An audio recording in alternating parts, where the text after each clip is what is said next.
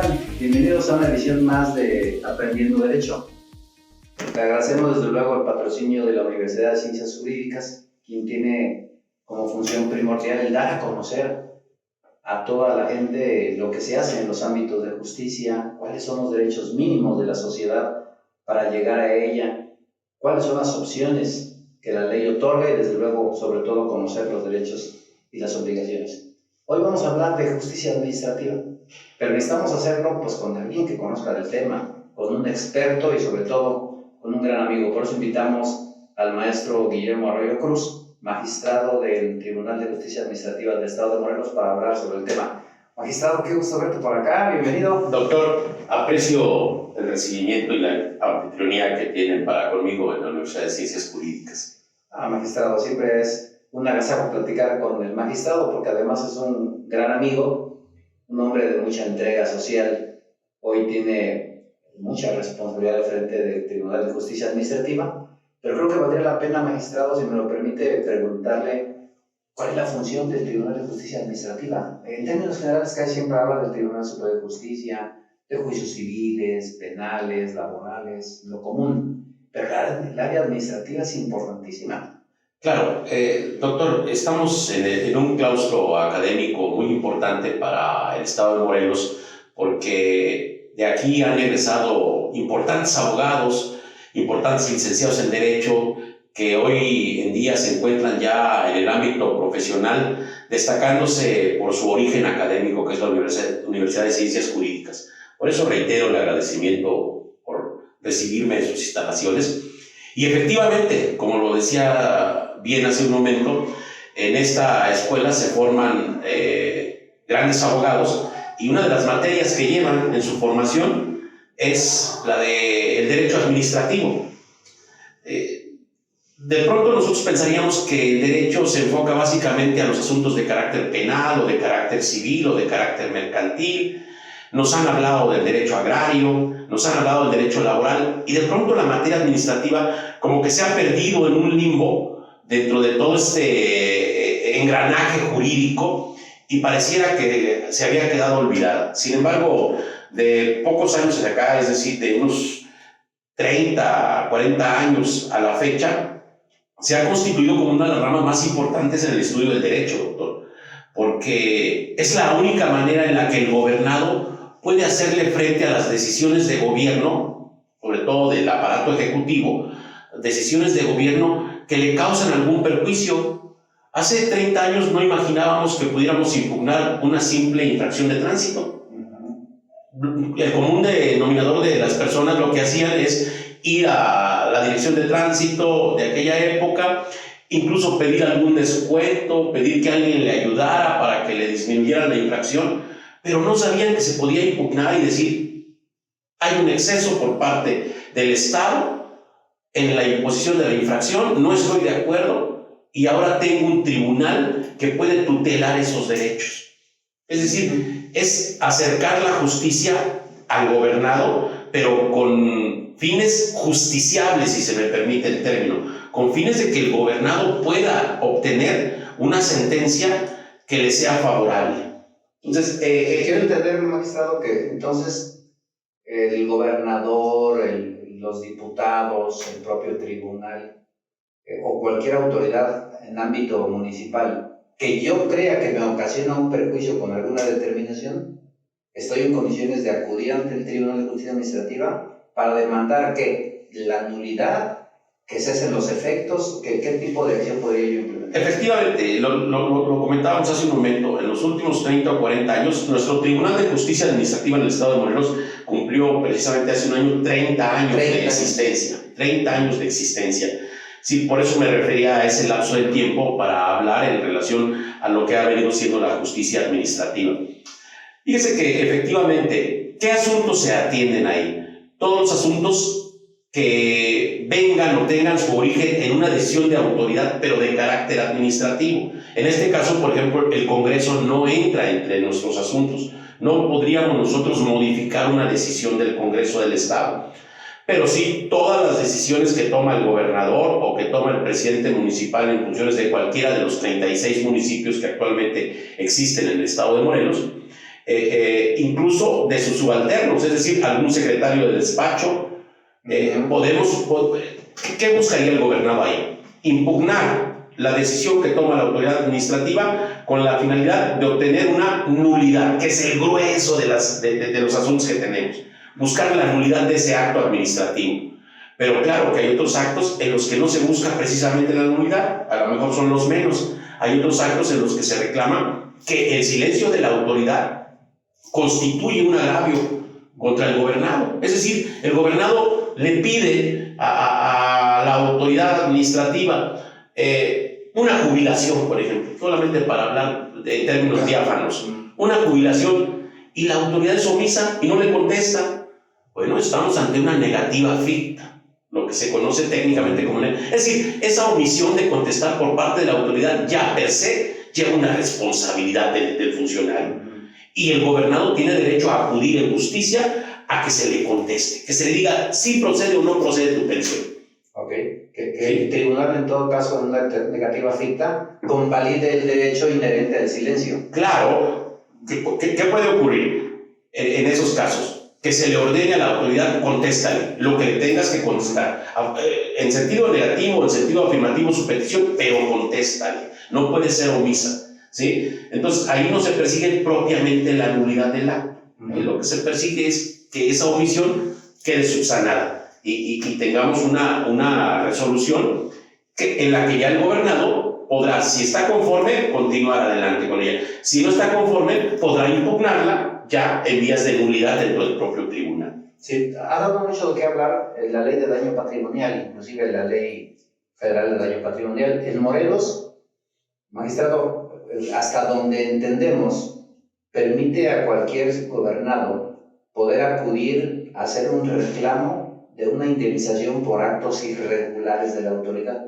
Sí, efectivamente. Quiere entender que primero hay que acudir ante la autoridad para ocasionar el acto la respuesta del acto y sí, después ya podríamos acudir ante el Tribunal de Justicia Administrativa. Fíjese que este es uno de los temas más novedosos que existen en el campo del derecho administrativo actualmente, porque es muy reciente, de pocos años, pues me refiero, de pocos años, el surgimiento de la ley de responsabilidad patrimonial del Estado. Y cuando dice del Estado, para quienes nos escuchan y nos ven por el canal de YouTube, nos referimos al órgano de gobierno, sí puede ser el órgano del gobernador o de cualquiera de sus secretarios de despacho, o bien un presidente municipal o cualquiera de los integrantes de dicho municipio.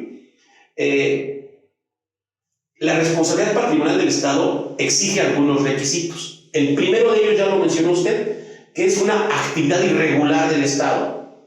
El segundo es que con esa actividad irregular del Estado se provoque un daño al gobernado. El tercero es que el gobernado vaya en vía de reclamación ante la autoridad que provocó ese daño para pedirle la indemnización.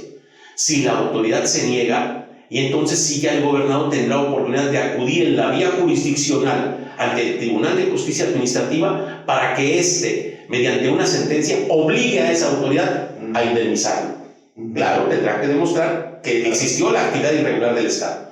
Y segundo, que esa actividad irregular del Estado le ocasionó un daño. Miren, es muy sencillo para ponerlo en un contexto que pueda entenderse para todos quienes nos escuchan. Vamos a pensar que alguna persona al ir conduciendo su vehículo cae en una coladera, en una alcantarilla que no tiene tapa. Puede ser un bache, ¿no? Una alcantarilla que no tiene tapa. Aquí no hay baches. Exacto, ¿no? Y entonces, esa alcantarilla que no tenía tapa, era obligación del municipio correspondiente mantenerla en óptimas condiciones. Ahí ya tenemos la actividad irregular del Estado, en este caso del municipio del que se tratara. No colocó la alcantarilla, no puso anuncios, no hizo nada por evitar que alguien cayera en esto. El vehículo se dañó la llanta, se dañó el rin, se dañó la suspensión. ¿Qué le toca al gobernado? Ir ante ese municipio a solicitarle la indemnización correspondiente. Puede ocurrir que se la nieguen y entonces ya sí en vía jurisdiccional tendrá que venir ante el Tribunal de Justicia Administrativa a demandar esa responsabilidad patrimonial del Estado para que, una vez agotado el periodo probatorio, el tribunal emita una sentencia de condena contra el municipio y le obligue a pagar. Pero esas sentencias son vinculantes, doctor, que es muy importante que lo sepan nuestros amigos que no son propiamente abogados. ¿Qué quiero decir cuando digo que son vinculantes? Es decir, son de cumplimiento obligatorio para la autoridad. Ya no queda a su arbitrio si quiere o no cumplir. Tendrá que cumplirlo. Y si no, el tribunal tiene los suficientes medios jurídicos necesarios para hacerle cumplir. Medios que van desde apercibir a la autoridad del cumplimiento, multarlo por el cumplimiento, pero podemos llegar hasta la destitución de la autoridad por no cumplir con esa sentencia que nosotros hemos dictado. Solamente por comentarle, acabamos nosotros ahorita de destituir a un presidente municipal junto con todo su cabildo, precisamente por no cumplir con una sentencia en una pensión en la que incluso hay menores. Es decir, ya se está poniendo en riesgo la vida de menores por no pagar la pensión a la que tiene obligaciones el municipio. Bueno, destituimos al presidente municipal, al síndico, a todo el cabildo, pues. Sí, y ahorita ellos están con una suspensión que les ha concedido la Corte, litigando el asunto, pero técnicamente están destituidos e inhabilitados.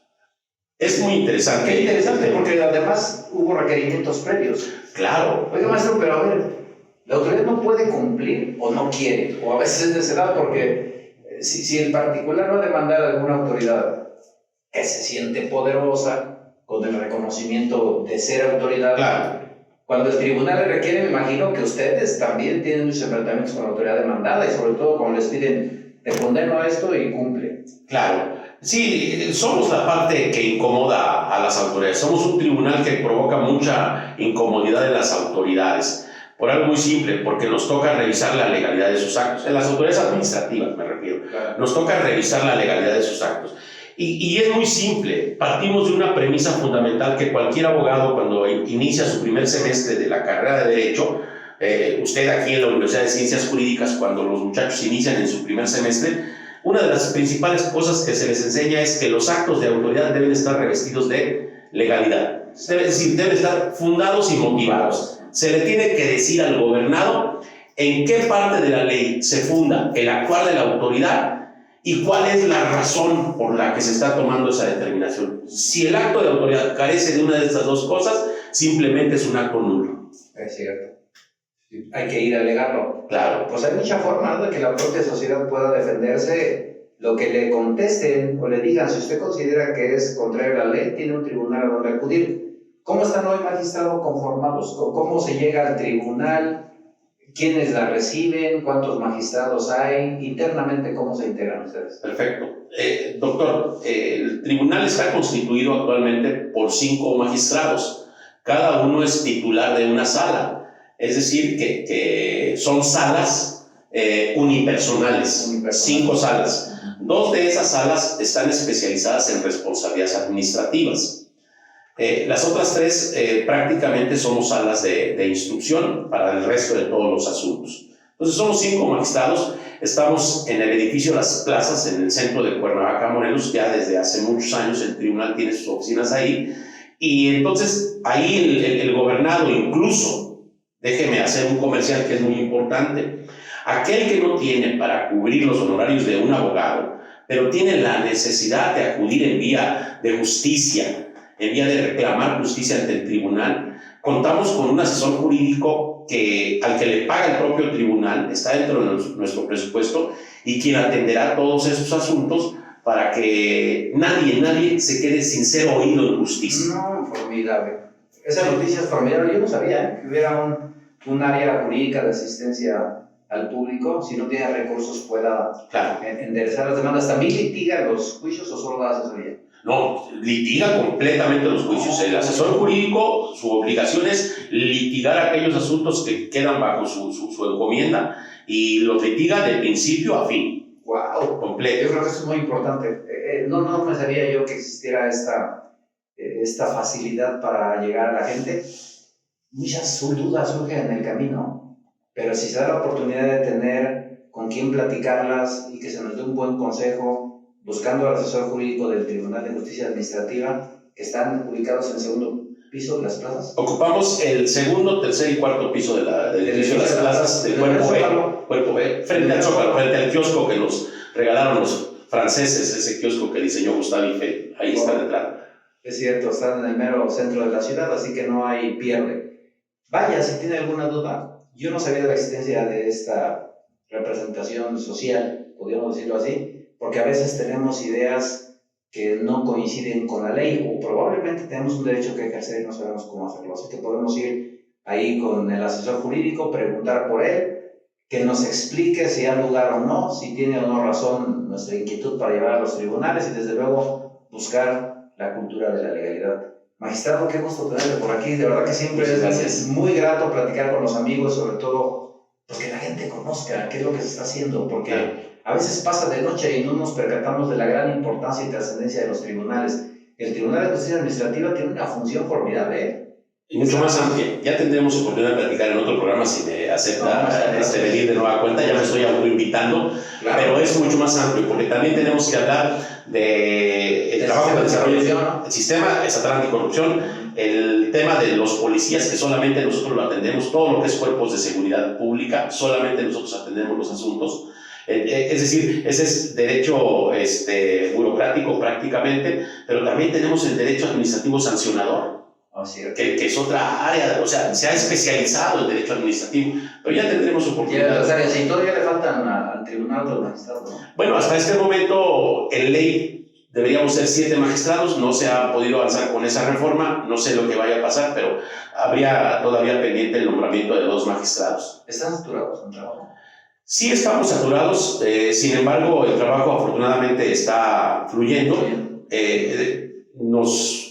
Recibimos un poquito de receso con el tema de la pandemia, pero nosotros nunca dejamos de sesionar, nunca dejamos de trabajar. Por vía remota hemos estado trabajando y sacando los plenos. No hemos suspendido un solo pleno en todo el año de los que ya teníamos calendarizados. Vamos, es formidable. La justicia administrativa no descansa. Gracias, doctor magistrado, y gracias a ustedes por recibirnos en su hogar. Y recuerde que hay que suscribirse al canal de YouTube Aprendiendo Derecho, active su campanita para que le avisemos cuando estén los programas y la información, y desde luego intentaremos siempre traer invitados de la talla del doctor Guillermo Arroyo para platicar sobre temas especializados. Muchísimas gracias, un abrazo a la distancia, hasta la próxima.